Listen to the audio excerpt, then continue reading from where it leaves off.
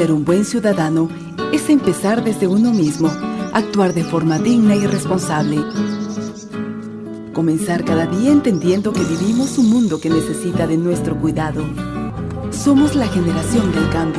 Buenas tardes, bienvenidos a esta emisión de Cultura Ciudadana, Derecho y Urbanidad. Les habla Yailin Esteves Tolosa, estudiante de la Facultad de Derecho de cuarto semestre en la Universidad Libre Seccional Socorro. El día de hoy hablaremos sobre los problemas que trae el no uso de la cultura ciudadana, las sanciones. En una ocasión anterior habíamos definido a la cultura ciudadana como el conjunto de costumbres, acciones y reglas mínimas compartidas que generan sentido de pertenencia, facilitan la convivencia urbana y conducen al respeto del patrimonio común y el reconocimiento de los derechos y deberes ciudadanos.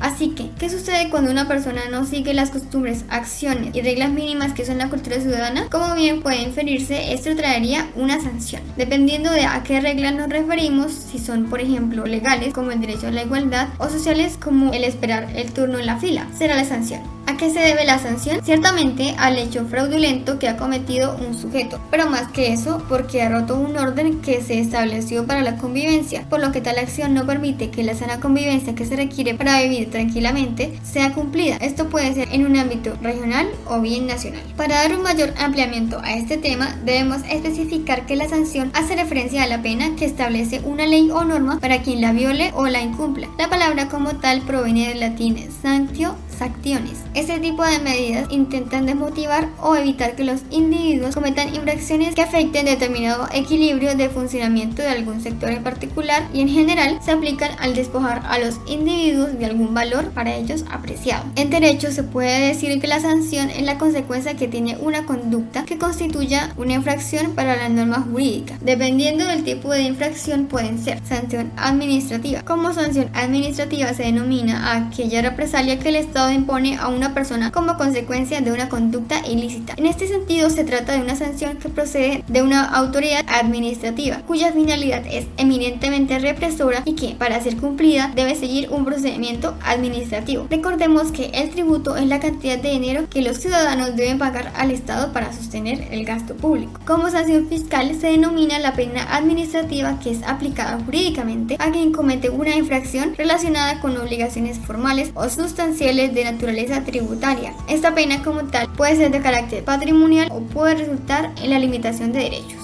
Como sanción pecuniaria se conoce a aquella pena que se impone mediante el pago de una multa al Estado como castigo por el delito o la infracción cometida. Como tal, es la sanción más leve que puede imponer el derecho penal. Sanción social. La sanción social es un concepto de la sociología para referirse a las acciones que se registran ante determinados comportamientos considerados negativos o que violan las normas de convivencia en el seno de una sociedad. De allí que estas conductas reciban una sanción social que viene a funcionar como un método de control social, pero no necesariamente tienen una sanción jurídica. Ya en términos más generales y teniendo como base la ley que se haya infringido, los tipos de sanciones son sanciones penales. Las sanciones penales son la expresión más elevada del castigo que puede infringirse a un individuo y su gravedad está condicionada en relación a la gravedad del delito o la infracción cometida. Las sanciones penales son literalmente castigos con pena. Esta tiene el objeto de privar de un bien jurídico al actor del delito. Este tipo de sanción es aplicado por los especialistas en derecho penal, quienes a través de los jueces dictaminan las consecuencias de los actos cometidos a través del castigo por esta pena. Los delitos penales, aquellos a los que les corresponde sanción penal, pueden ser menores, como las multas monetarias o aquellas relacionadas con la destitución de un cargo, sobre todo aquellos estatales y de carácter público, o graves como la privación de la libertad determinada por un tiempo establecido por los jueces. Sanciones civiles son aquellas sanciones aplicadas no ya para destituir de un bien jurídico al acusado, sino para regular o reparar el daño cometido por él. Este tipo de sanción está reglamentada por el Código Civil, que se rige especial y necesariamente por la Constitución.